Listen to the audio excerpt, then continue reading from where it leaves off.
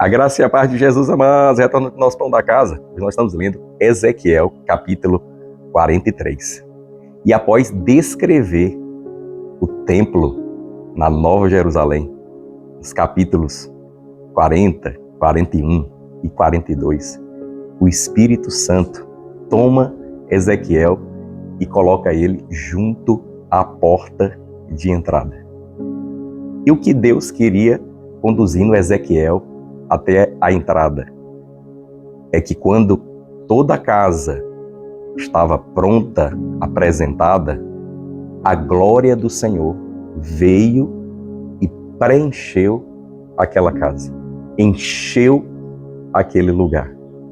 Então, a casa de Deus é o local da habitação do Senhor. E o que Deus mais quer é preencher a casa da sua presença. Isso existe como ilustração desde a construção do tabernáculo ou da construção do templo feito por Salomão. Quando tudo foi colocado no lugar e toda a construção estava feita, a glória do Senhor veio e encheu aquele lugar. E a Bíblia diz que encheu de uma forma que os homens, os sacerdotes, eles nem conseguiam ficar de pé. Tamanha era o peso da presença de Deus. Você sabia que Deus resolveu, ao invés de usar pedras, elementos naturais, Ele resolveu convidar, na verdade, dar o privilégio para nós fazer parte dessa construção, como Pedro usa a designação pedras vivas na edificação da casa de Deus, pois eu quero declarar, você é pedra viva na casa de Deus, e eu também. E a soma das pedras vivas preenchidas pelo Espírito Santo, elas formam a grande casa de Deus. Assim, uma casa sem um preenchimento, ela se torna uma casa vazia.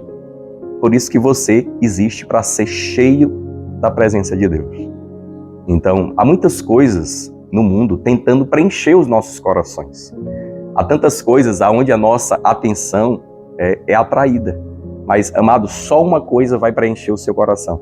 É a presença de Deus. Nós fomos feitos para sermos habitação no Senhor. Como Jesus diz ao seu Pai, o Senhor está em mim e eu estou nele.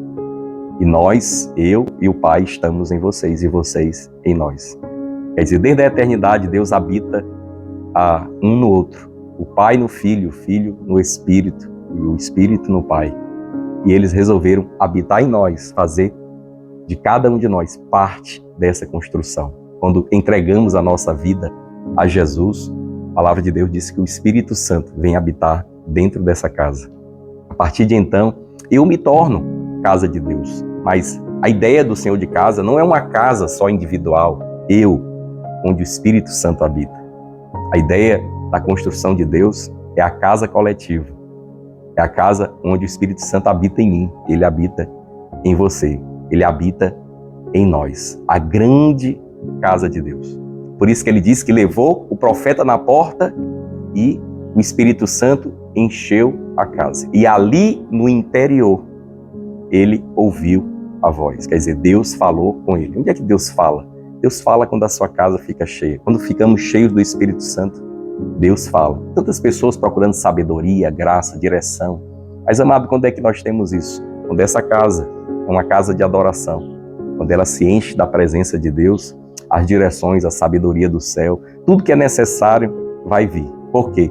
A voz daquele que preenche a casa está no interior dela, no interior do seu coração. Então, amado, deseje ardentemente ser sempre cheio da presença de Deus. Como é que eu coopero com isso? Eu coopero com isso quando eu leio as Escrituras, eu coopero com isso quando eu ando junto com outras pessoas de Deus, eu coopero com isso quando eu louvo a Deus, eu coopero com isso quando eu escuto a palavra, eu coopero com isso quando eu manifesto os dons que Deus me deu, quando eu sirvo as pessoas, quando eu amo o próximo, quando eu ando nessas direções, Deus está enchendo a casa do seu Espírito.